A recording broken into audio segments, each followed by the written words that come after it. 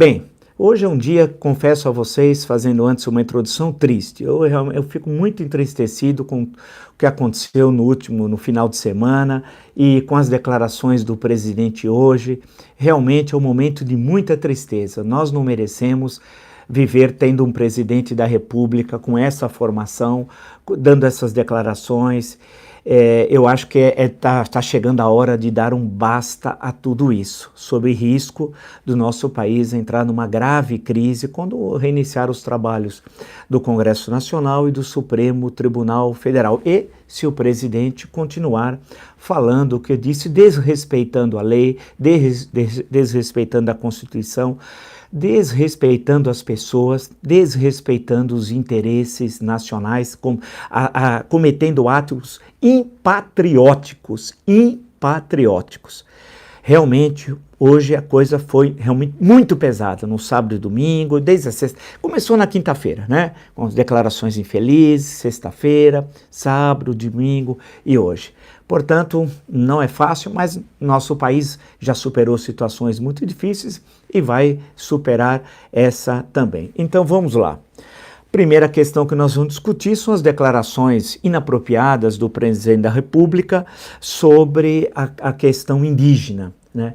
Diz o presidente da República, e aí eu vou fazer uma leitura aqui literal, daí o presidente da República voltou a defender a indicação do Eduardo Dudu Bolsonaro para a Embaixada do Brasil em Washington. Lembrar que o Dudu continua surfando na Indonésia. Aquele mesmo que iludiu 1.800.000 eleitores dizendo que vivia em São Paulo, que tinha vida social em São Paulo. Mentira.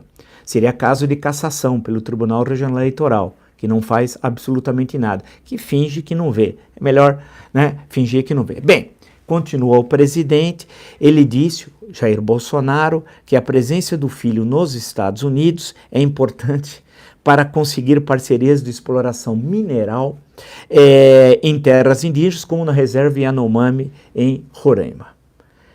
Eu, quando vi essa notícia, eu nunca acredito, a princípio, quando o Bolsonaro diz uma coisa, eu sempre acho, será que ele disse mesmo? Né? Porque aquela velha piada de Minas Gerais, será o Bolsonaro? Qual é a última do Bolsonaro? Né?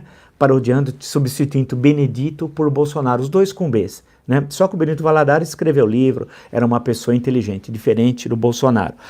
Aí, ao mesmo tempo que ele disse isso, a Polícia Federal, vocês estão acompanhando o episódio do Amapá, e o Ministério Público Federal investigam a invasão de garimpeiros a terras indígenas e a morte de um cacique de 62 anos, de idade. O corpo foi encontrado no início da semana passada com perfurações na região pélvica. O coordenador indígena afirma que os garimpeiros permanecem no local armados e com supostas roupas de militares. A região ocupada é uma terra indígena sob proteção, portanto, do que determina a nossa Constituição. Bem, a nossa Constituição é clara sobre isso, não custa relembrá-la. Eu digo sempre e faço questão de usá-la porque o presidente ignora a Constituição e o Supremo Tribunal Federal, que de acordo com ela é o guardião da Constituição, vai agir, eu tenho absoluta certeza, quando reabrir, independente se Dias Toffoli, que fez uma aliança com Jair Bolsonaro para salvar Flávio Bolsonaro, né, recentemente, não tem Dias Toffoli que segure não, porque a violação da lei e da Constituição chegou a um ponto intolerável em 31 anos de vigência da Carta Magna. Né? Vamos lá. É muito claro o caput do artigo 231. São dois artigos, que tratam da questão indígena, o 231 e o 232. No 231, no seu caput é, vamos dizer, grosso modo, a introdução do artigo, diz o seguinte: são reconhecidos aos índios a sua organização social, costumes, línguas, crenças e tradições e os direitos originários sobre as terras que tradicionalmente ocupam, competindo à União demarcá-las, proteger e fazer respeitar todos os seus bens. Portanto, é o papel da União, né, a demarcação das terras. Aí vem parágrafo 3º. O aproveitamento dos recursos hídricos, incluídos os potenciais energéticos, a pesquisa e lavra das riquezas minerais em terras indígenas só pode ser efetivadas com autorização do Congresso Nacional, ouvidas as comunidades afetadas, ficando-lhes asseguradas a participação dos resultados da lavra. Ou seja, qualquer ação, ela depende do Congresso Nacional, de acordo com o parágrafo 3º do artigo 231.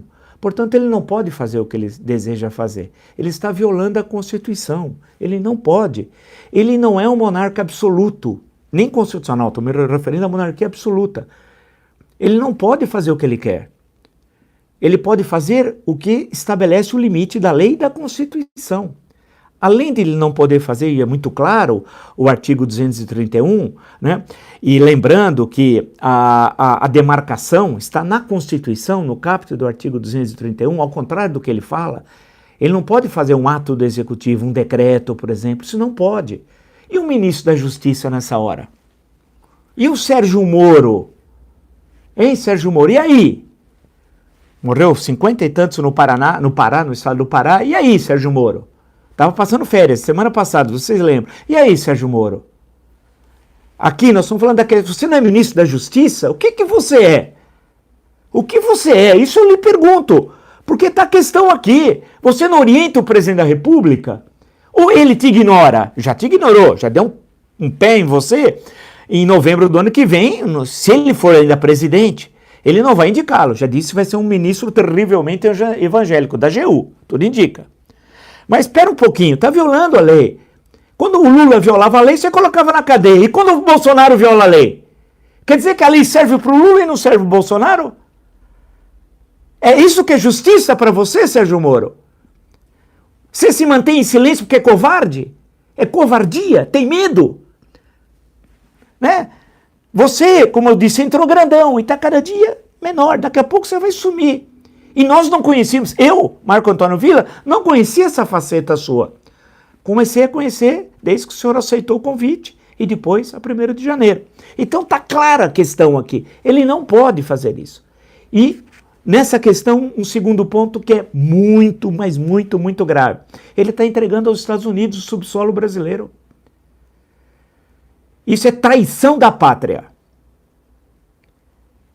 Isso não pode. Não pode. Ele está entregando o nosso subsolo aos Estados Unidos. E diz, está aqui textual, que o filho vai estar nos Estados Unidos para isso.